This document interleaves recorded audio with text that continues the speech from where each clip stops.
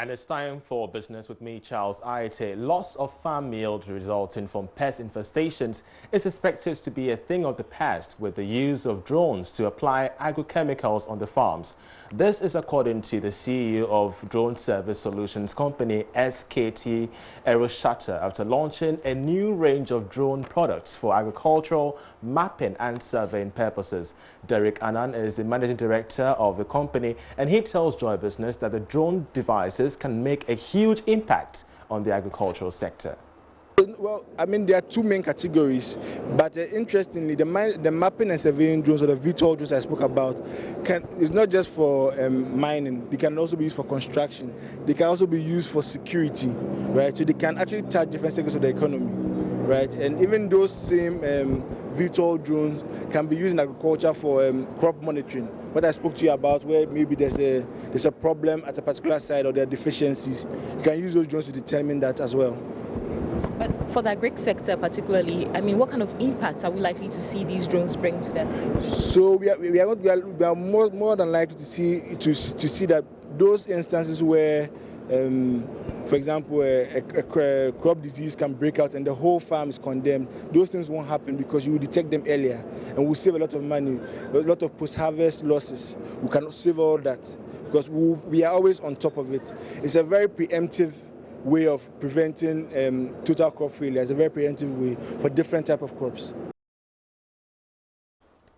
Interesting innovation there, but the government, through the Ministry of Finance, has signed a social partnership agreement with the Trades Union Congress, TUC, and the Ghana Employers Association to collaborate in finding a common solution to the growing unemployment rates in the country. Speaking at the launch, Finance Minister Ken Ofori-Atta says government is committed to supporting the efforts of the private sector and employers in the improvement of the country's economic fortune.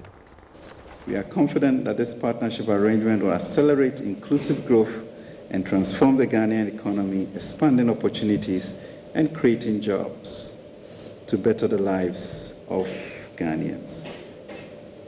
The history of social contracts, as you know, as articulated by Locke or Rousseau or Rawls, all lead invariably to the state protecting freedoms and the rights of the society as the society grows. The World Bank's twin vision of eliminating poverty and improving shared prosperity will guide us as we build a transformed society for all.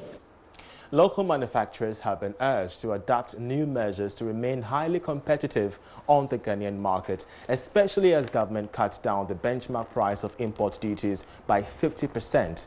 President of the Ghana Union of Traders Association, GUTA, Dr. Joseph Obeng, warns that most local factories risk being kicked out if they fail to innovate. There is more in this report.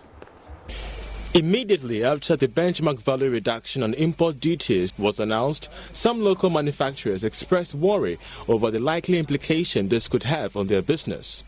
With Ghana's import volumes higher than that of exports, the slash in import prices, they argue, could make Ghana a dumping ground for foreign goods. President of the Ghana Union of Traders Association, GUTA, Dr. Joseph Obeng, disagrees. Theirs has been the fact that they are not being competitive. Theirs has been the fact that they cannot even give us credit lines. Already the duties for raw materials is very small. And then you have your raw material input also discounted. It means that you have the leverage. According to GUTA, these new reforms will go a long way to make Ghana an international trade hub, which could translate into more revenue. Importation is not only limited to Ghana. Even in Europe, they do more importation.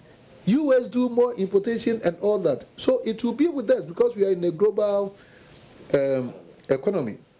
So far, Ghana's business community remains scattered on the impact the slash in benchmark import duties would have on their operations, while local manufacturers fear it will spell doom for Ghana's brands. Importers, on the other hand, argue the slash will be a game changer for Ghana's trading community.